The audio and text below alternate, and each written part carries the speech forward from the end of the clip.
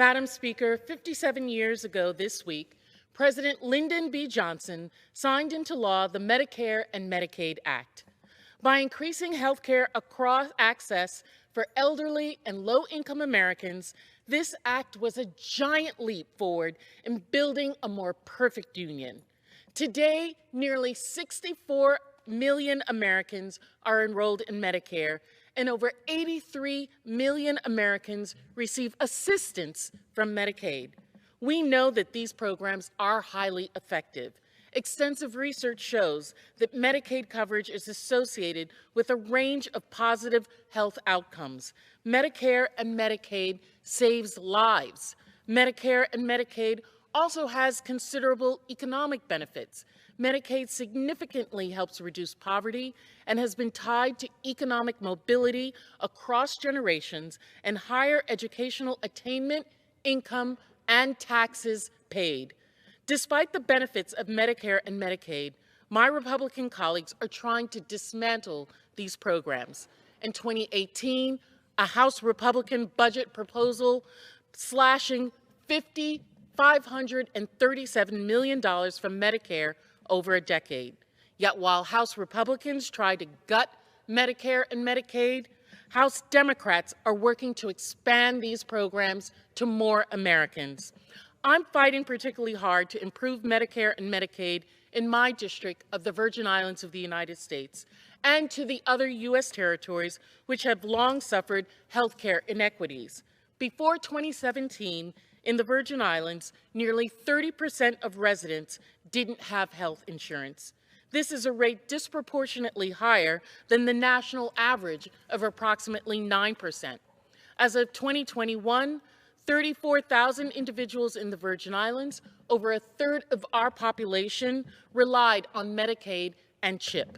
However, the Virgin Islands has historically been denied the same Medicare and Medicaid benefits available to the states. Unlike the states, federal Medicaid funding to the Virgin Islands is capped. And before the storms of 2017, the federal government covered just 55% of Medicaid costs of the Virgin Islands, which is substantially lower than the 83% that would have been covered if the Virgin Islands were treated as a state. In addition, the Virgin Islands and U.S. territories are excluded from receiving low-income subsidies under the Medicare prescription drug benefit, and they are excluded from DSH, the Disproportionate Share Hospital Program, under both Medicaid and Medicare. Through recent legislation, I worked to temporarily increase the federal share of Medicaid funding to the Virgin Islands from 55% to 83%, and increase federal Medicaid funding to the Virgin Islands by hundreds of millions of dollars.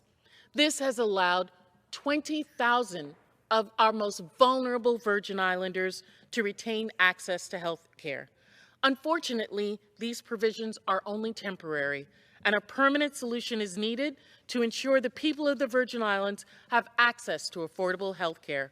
That's why I introduced H.R. 3434 with representatives from the other territories. This bill would eliminate the unfair Medicaid funding limits for U.S. territories, increase Medicare reimbursement to hospitals in the U.S. territories, and allow residents of the U.S. territories to be eligible for low-income subsidies under the Medicare prescription drug benefit, permit the DSH payments to U.S. territories, and take other measures to improve access to health insurance.